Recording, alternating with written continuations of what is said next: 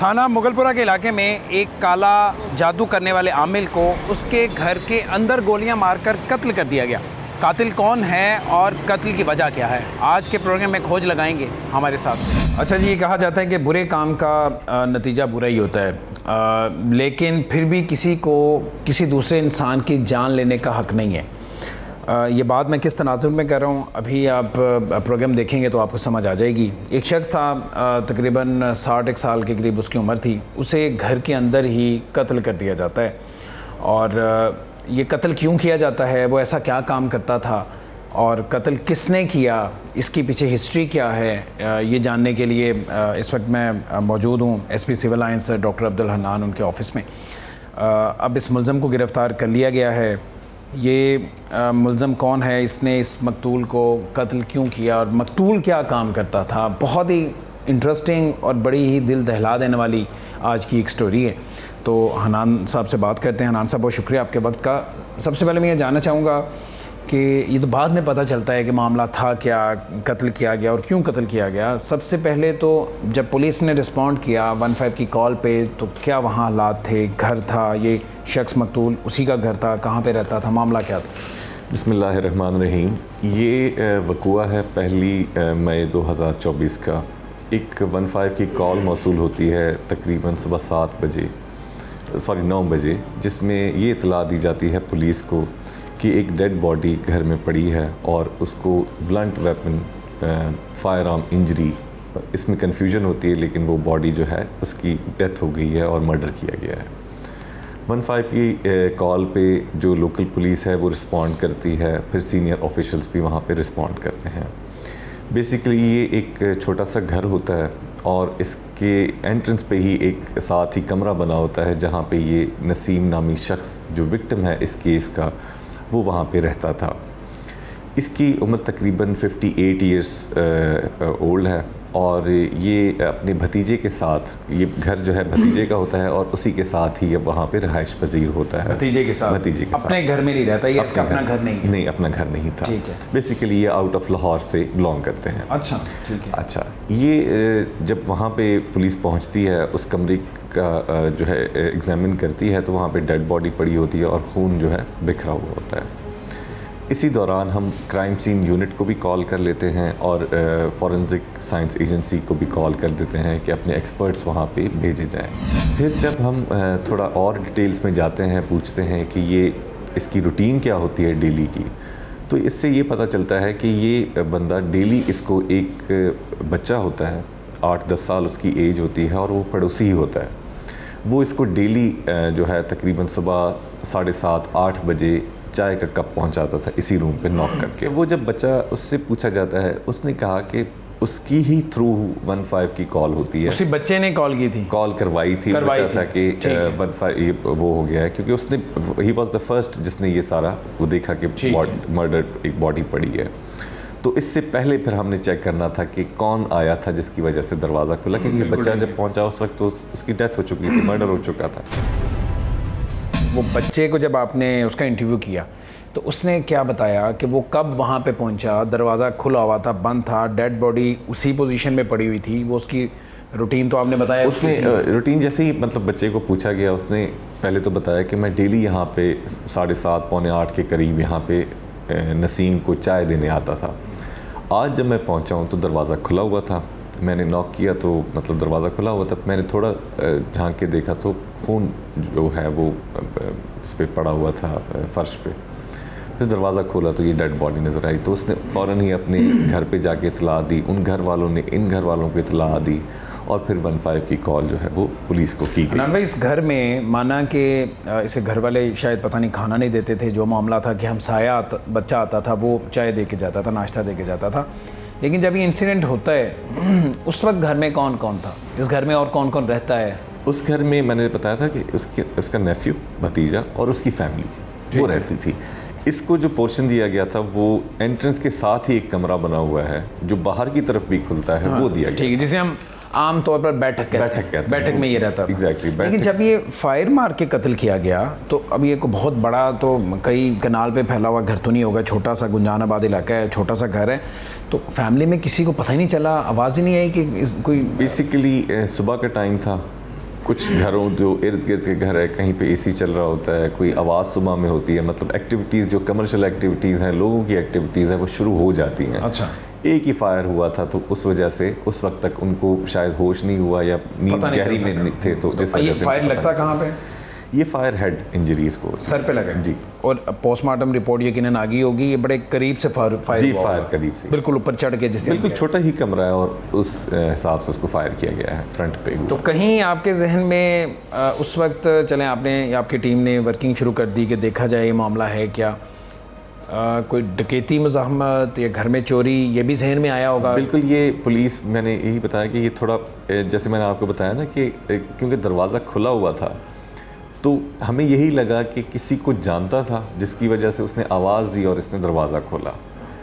तो इस वजह से हमें ये था कि ये जो जिसने किया है वो इसका कोई अपना है या जानने वाला। नंबर 1। नंबर 2, जो रूल आउट हुई थी पॉसिबिलिटी के रॉबरी नहीं है या हाउस रॉबरी नहीं है, उसकी वजह ये थी कि घर से कोई चीज़ जो है गई नहीं थी।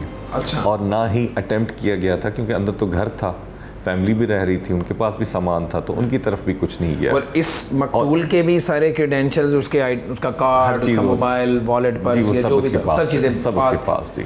तो ये तो बड़ा कंफ्यूजिंग था आपके? कंफ्यूजिंग था।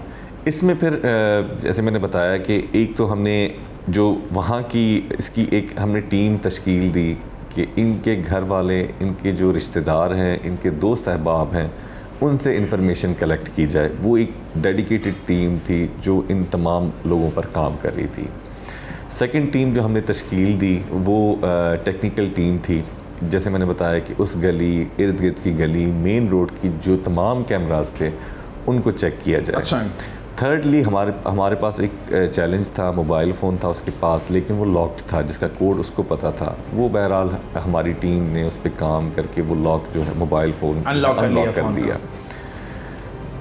इन तमाम चीज़ों को देखते हुए फिर हमने एक तो इन्फॉर्मेशन जो हमें उनके रिश्तेदार, दोस्त अहबाब से मिल रही थी, और उसी के साथ साथ हमारी जो टेक्निकल टीम थी वो एक कंसेंसस पे पहुंची कि इसकी एक फैमिली के साथ जो है वो ग्रज चल रही है, मतलब उस फैमिली को इस पे ग्रज था किसी वजूहात पे। अच्छा। वो मोबाइल फ़ोन्स भी चेक किए गए, वो कैमरास भी चेक की गई, और जो हमारी लोकल इन्फॉर्मेशन थी वो भी कलेक्ट की गई। सारी वो जो थी 3 तरह की इन्फॉर्मेशन थी। अब एक पॉइंट में हमारे पास पहले तो हमारे पास ये हुआ था कि कुछ मशकूक लोग आ गए, कोई 8 के करीब लोग आए मशकूक। अच्छा। उन तमाम को इंटरोगेट किया, फिर उनमें से भी फ़िल्टर होकर हमारे पास 3 आए, और उन 3 में से फिर आखिर हम इस केस की जो कंक्लूजन था उस पर पहुँचे।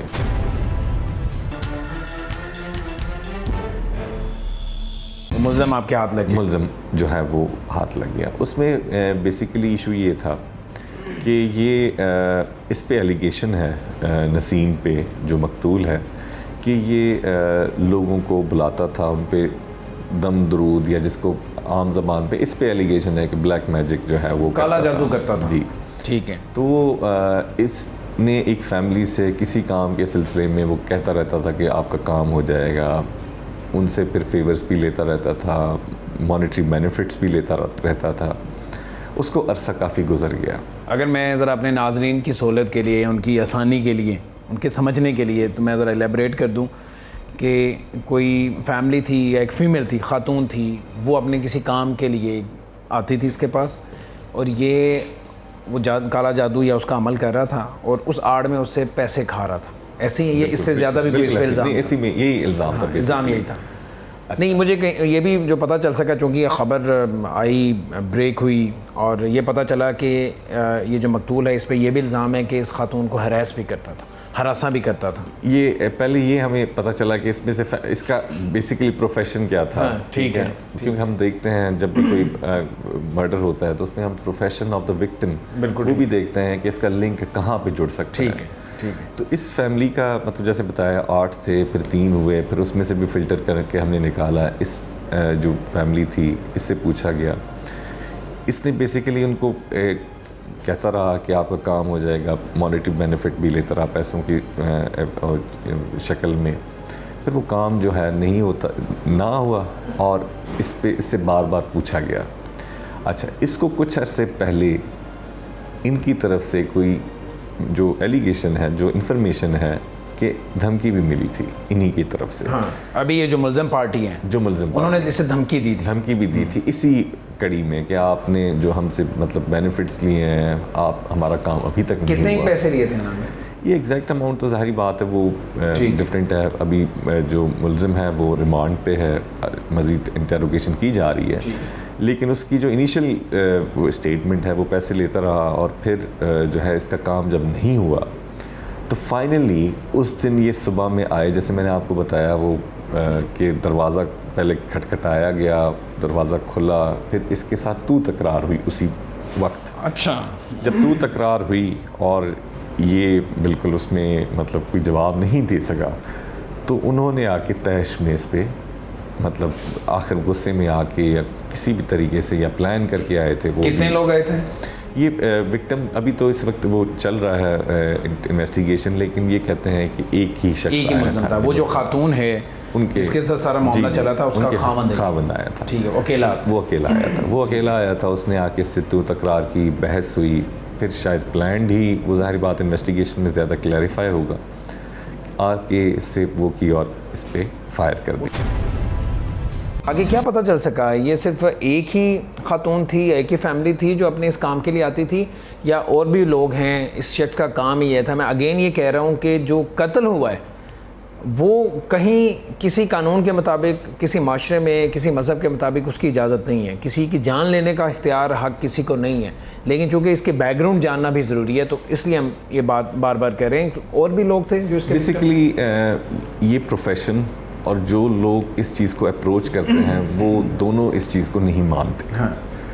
लोग तो ऑन द रिकॉर्ड कभी भी नहीं मानते। हाँ। तो ये प्रोफेशन भी ज़ाहिर बात है, हमें अपनी लोकल इन्फॉर्मेशन के थ्रू पता चली बात, फिर हमने तो ये कब से शख्स यहाँ पे बैठा ये काम कर रहा था? ये काफ़ी अरसे से यहाँ बैठा था और इस अपने भतीजे के साथ ही रहता था, लेकिन हमें जो इन्फॉर्मेशन लोकल इन्फॉर्मेशन है वो यही है कि ये मतलब दूसरों को भी दम दरूद या इस टाइप की जो चीज़ें हैं वो उसमें एंगेज रखता था। और ये सारा पैसों के लिए होता था? कुछ अल्लाह के बंदे ऐसे बैठे हुए हैं मुख्तलिफ इलाकों में कि वो दम दरूद करते हैं और वो फी सबीलिल्लाह करते हैं, लेकिन इस शख्स ने ये काम बनाया हुआ था अपना, इसे कारोबार के तौर पर लिया हुआ था।